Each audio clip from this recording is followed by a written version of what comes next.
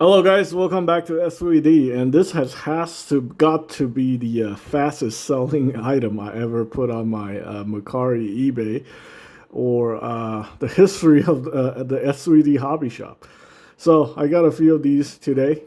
Uh, I did actually want to see how this kit looked like, and I went by my friend Tony's shop, and he actually have one that's fully assembled and top coated, and it actually looks pretty good. So yeah. Anyway, I ended up getting three of these from associates or affiliates, and I ended up. I didn't decide. I decided I didn't want to build any of it. This is supposed to be the best, the undisputed king of Gunpla. Yeah, I know. It does definitely look like that, but I'm not a Gundam guy. Obviously, you guys know I'm a Xeon guy, and I was hoping, they did the Nightingale in RG, but apparently not. So, yeah, I am still interested in that Xeon that came out in 2020, but I guess we'll see. Yeah. So anyway, let's go ahead and do an unboxing on this guy. This one is supposedly being sculpted even in Japan, so that is pretty incredible. Never heard of something like that actually happening. Someone say it's a Gundam set. People are actually the Japanese stores making people fill out surveys uh, before they can buy this kit. But I don't know. My friends in Japan are saying like, no, it's very easy to get. So yeah, I guess depends. I guess if you live in like the bigger cities and some areas, they might make you, you know, make sure people aren't scalping these or something on the internet. But anyway, this one actually came from Bluefin. So there we go. There's the box. And let's take a look at the parts real quick. So of course, this kit was entirely engineered from the ground up. So it's not like a remode of the new Gundam. So yeah, should be pretty cool. We got the sticker sheet, the usual RG sticker sheet. Nothing I really care about. We got these parts. These parts are molded in this orange, marbly polystyrene color. Honestly, I'm not too impressed with that, but hey, you know what? The rest of the parts seems okay. We got these light purple parts. I think if you top coat this kit, just like Tony's friend did at his hobby shop, it can actually look really good. It looks like a premium it almost looks like a premium action figure, even though it's a model kit. So we got these white armor pieces, stuff like that. These are all the funnel parts, and these are the parts with the shield and the funnel. All right, so that's one runner, and then we got more funnel parts. Wow, these funnels are gigantic. Yeah, definitely will look good once you panel line this. Really nice. And then we got these things, the funnel parts. So every single funnel is functional. That's really nice. We got the bazooka parts and some armor parts in this gray color. Yeah, I'm kind of surprised I'm not seeing like these tiny intricate parts usually associated with Gunpla. I think they pretty much give up on like making the RG like super intricate like what they did before. I think with the Sazabi, the parts are getting bigger because these guys are actually big boys. So, yeah. Alright, so we got the armor parts, the shoulder parts. Yeah, these definitely look very plasticky, but I think if you top coat it, if you paint it, this thing can look amazing.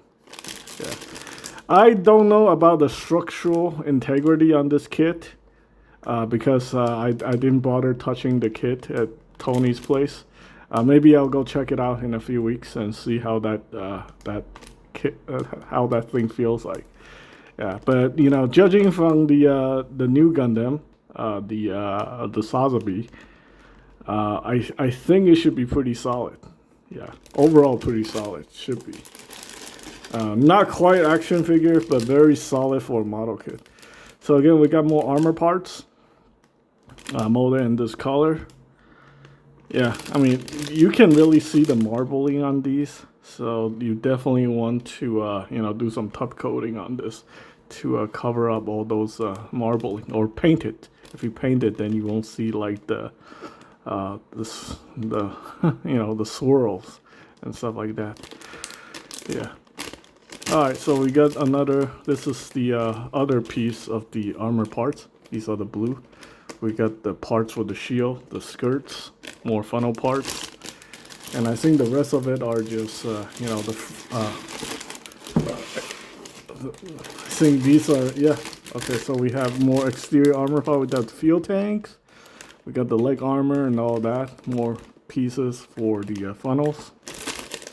And yeah, just more armor parts in general.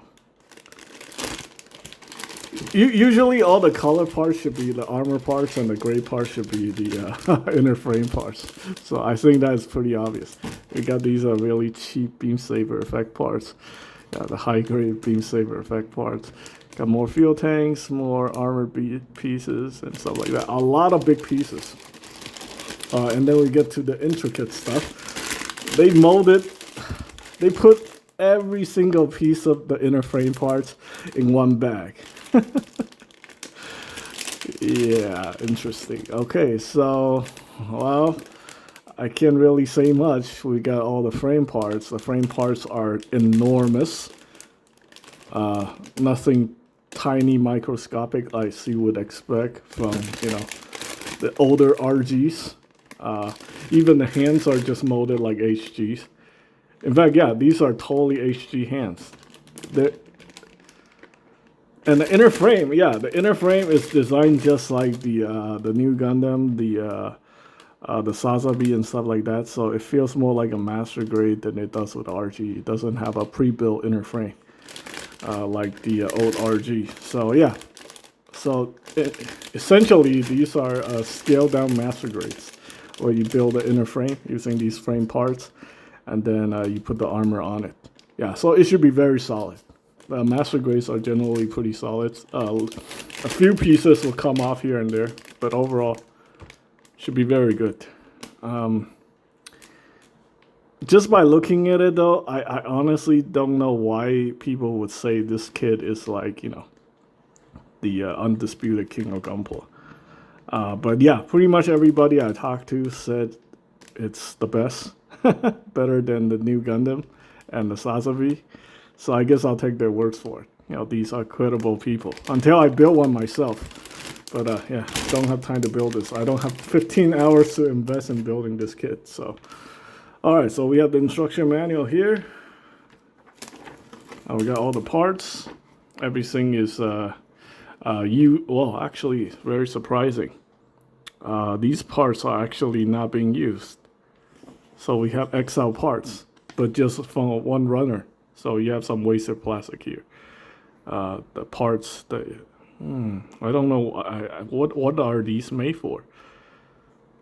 Oh, I think these are those parts that look like the purple parts or something like that. And then you're not using them because I don't think these are remolded from the new Gundam. Or it could be. I think this guy might share parts with the new Gundam for the funnels. Interesting. Okay, so anyway, you can see the construction is super simple. I was almost tempted to build this kit, but I don't think I am going to.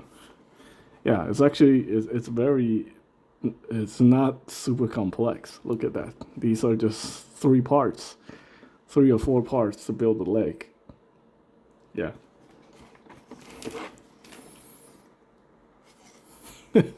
You know what? Yeah, it is intricate. It's got like more parts, but compared to the Moon Gundam, I don't think this thing is all that complicated. Yeah. Yeah, still got the skirt part, which takes quite a few pieces to put together, and then we got the RG style hip joint. These are the waist skirt situation. So yeah, very much like the Sazabi, very much like the new Gundam, and those are pretty good kits. So yeah, look at that technology for the shoulders. Yeah, the swing out thing. This is something that people tend to break a lot, unfortunately, when they're trying to, you know, activate the shoulder swing out gimmick. Yeah, it's polystyrene, folks. So all of it is polystyrene. So you gotta be careful with these, because yeah. I mean, honestly, even if they made the parts out ABS, it probably still break if you're not handling it properly. Like, at least with polystyrene, you get a certain bit of flex, and if you break it, you can use the cement, the polystyrene cement, which can melt the polystyrene back together.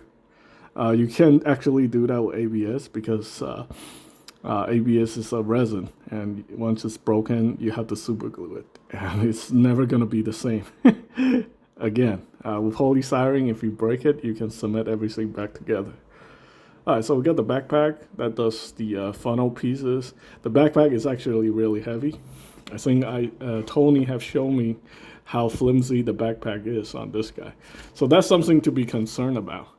Yeah, I think the backpack on the new Gundam, the fin funnels, those were kind of flimsy, and even with the Sazabi, and I built the Sazabi. Oh, I built a new Gundam too, and I definitely can attest to that. The backpack is big and heavy. It's sort of flimsy, has some weight problems. Basically, what Bandai did is they give you this attachment piece. That way, you know, you attach it to the action base, and this attachment piece allows, you know, distribute the weights between the backpack and the new Gundam, you know, to keep it like better balance. But if you're gonna attach a backpack directly to the new Gundam, then you're definitely gonna have weight issues. And so we got a beam rifle. Yeah, the beam rifle isn't really anything to write home about unless you paint it. I think if you paint it, then it should look really nice. Yeah, this is not even a master grade style beam rifle, to be honest with you. Depends. There are some that are very intricate, and then there are some that are like this. So, yeah. I guess it could be a master grade style beam rifle, looking at these parts. But yeah. All right, we got the shield, and then we got the method of attachment right there. We got the beam sabers using the usual. Even the master grade use those like really cheap ass beam sabers anyway. It's just a technology. It has not advanced. I want to wait for one day where we have like a multi-segmented beam saber with like different colors. That will be cool. But yeah, the fin funnels. The fin funnel pretty much built just like the new Gundam's version. This time it just got a little bit more parts, and the parts are undergated, which is nice. Yeah. Yeah, they definitely went all out on engineering this kit. It's not like you know, some bullshit kit that they throw together and try to charge people like $25. This is definitely worth like $50. And to some people, they're willing to pay $160 to get this kit, which is insane. All right, so you have all these hatch opening gimmick on this kit, which is pretty cool. You can open up the shoulders right there. You can open up the front skirt. You can open up the back of the legs. Yeah, it looks like there's a lot of gimmicks on that lower leg section. Got some gimmicks on the the backpack, aka the giant bird head, and then you can you know, mess around with the funnels. Yeah, definitely a lot better than a high grade.